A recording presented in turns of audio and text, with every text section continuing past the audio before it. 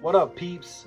Before we hop into the video, gotta give a quick shout out to my boy Jay. He produced this new intro for me. I gotta say, I love it. Hopefully you guys like it too. Let me know what you guys think about the new intro song. I might rework the intro, of course, by the time the next year starts, and edit some things and put some things in there. Hopefully whoever we draft at number 7, I'll put some of their highlights or them going to stage or something along those lines on there. But let me know what you guys think about the new intro, man. Let me know down in the comments. Without further ado, man, let's hop into it. Hopefully Ready?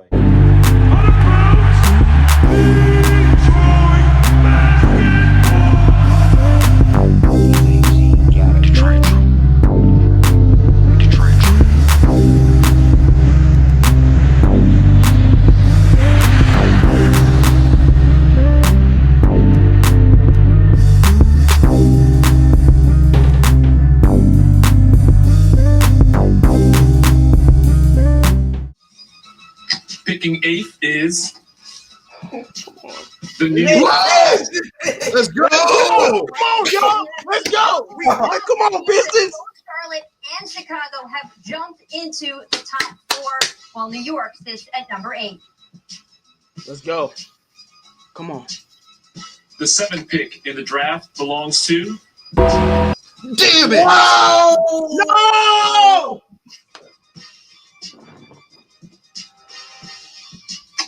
Pick number 6 goes to the Atlanta Hawks. I am done, bro. And the 5th pick will be made by the Cleveland Cavaliers.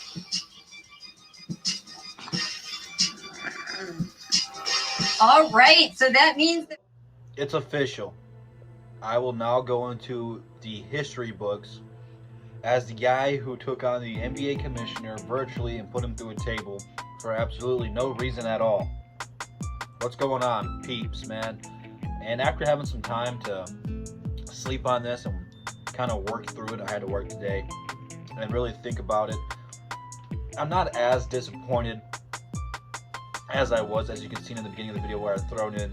We were so happy to see the Knicks get the 8th spot until the next pick came out, where the Detroit Pistons will be selecting with the 7th pick in the NBA draft. Now, like I said, I'm not as disappointed as I was.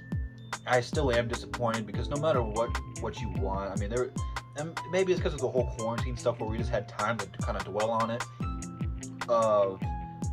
Man, we really got a shot at it. You know, we had like a top 40% chance of getting into the top 4. The 7th spot was our highest percent chance. The thing that really bugs me the most about it is, you know, Chicago and Charlotte now got top 4 picks. We had a worse record than they did. Like, Charlotte almost went to the bubble. Like, they were that close to making the playoffs. Any other year where we would be in Charlotte's spot, we'd still be at the 7th or 8th spot. I just got this feeling that the NBA doesn't like the Pistons, man. But this goes to show you, to all the tanking fans out there, tanking does not work. Does not work. You're not guaranteed the first overall pick. You aren't. Minnesota gets the first overall pick. Congrats to them. They desperately need it. They're probably taking Anthony Edwards. Not a bad pickup. Him, D'Lo, Cap, pretty solid big 3 going into next year. Golden State had the worst record in the league. They got the 2nd overall pick. Like, their games were terrible. So think about that. Like, they should have got the 1st overall pick. Not that they need it, but they had the worst record. They weren't guaranteed it. They fell to 2. They'll probably take James Wiseman. It's just stuff like that. Like, you don't know where you're going to be. We were projected to be the 5th pick. We had the worst opportunity to get the 5th overall pick, and we fell. We fell. I've seen something on Twitter that the Pistons have never moved up from where they were destined to be. They have only fell or stayed the same. NBA, I'm putting you on notice. I'm not letting this one go. As long as I'm on YouTube, this will be the night where you did not help the Detroit Pistons. Again, I'm not mad we have at 7 because there's still some good players at 7. It's just that they're not going to be franchise changing the way that an Anthony Edwards or LaMelo could have been. Those guys would have came here instantly and changed something. For better or for worse, I don't know. But those two guys would have came in instantly. There would have been buzz around the team. There would have been excitement around the team from day one. And who knows what would have been hold. Now, say you get Killian Hayes. He's going to be a good player, but he's going to need a couple years in the NBA to kind of get his rhythm, to kind of find out what he can do. Say you get Cole Anthony. He could be the steal of the draft. He's a great scorer, but he's undersized. How is that going to translate to the NBA? He said he wasn't 100% healthy in college. Is he going to have injury problems? You don't know. Halliburton, I like the guy. I just don't know if he should be taken that high, to be honest with you. I don't know if he's better than much of these guys. I think he's good right now, and he'll come in and contribute right away and be solid right away.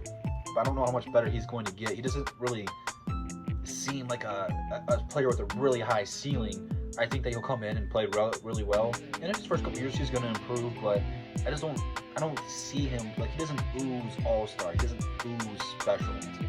Kira Lewis, he's going to come in there.